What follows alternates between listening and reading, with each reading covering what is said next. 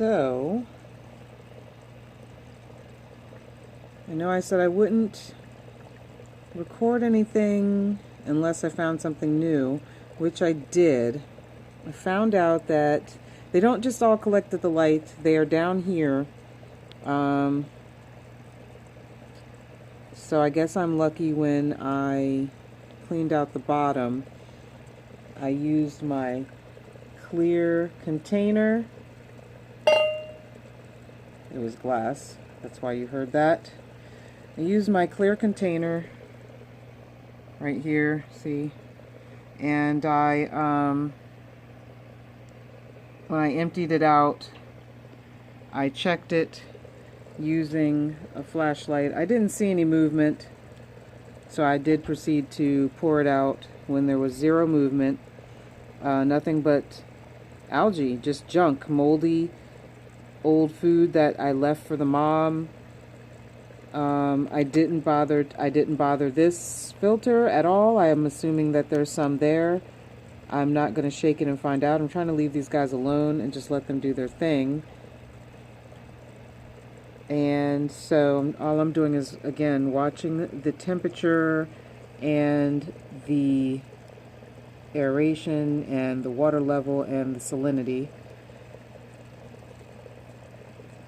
But I did notice that, and I think I said that in my previous video, that I noticed there was less on the light. So I was a little concerned, but I figured that's how it goes. The strongest will survive, etc.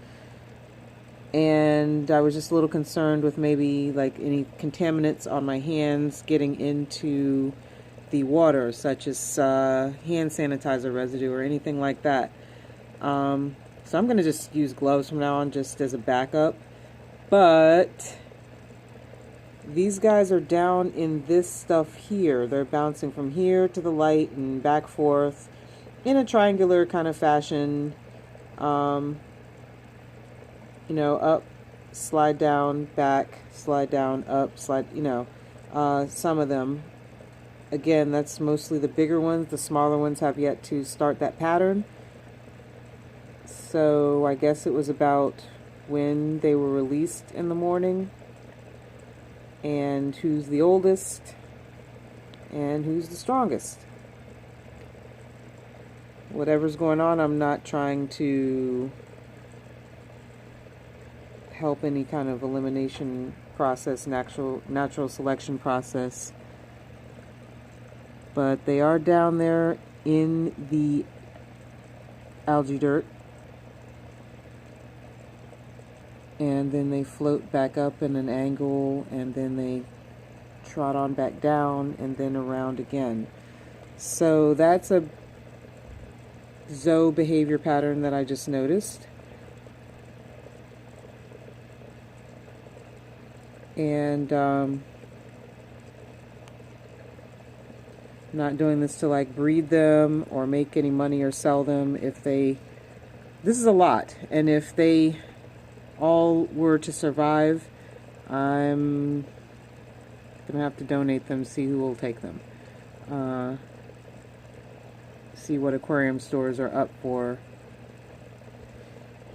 taking a few, because like I said, I only have one 10-gallon tank with tetras and a couple of shrimp already.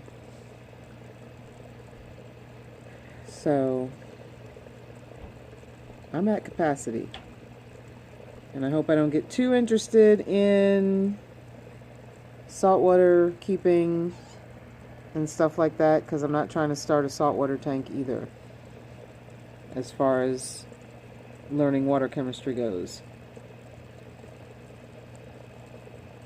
So we'll see what happens. And so far that's just the new behavior that I've noticed. This is pretty active. It is evening time, so there might be something to that there as well. Evening feeding. Morning time, stay near the light. Not really sure. But like I said, there's not enough information out there about this particular stage So I'm just doing the best I can, mostly for my notes, since I do have 2 female Amano shrimp and only one ended up with eggs and hatched them. If the other one does, I guess I'll have learned something.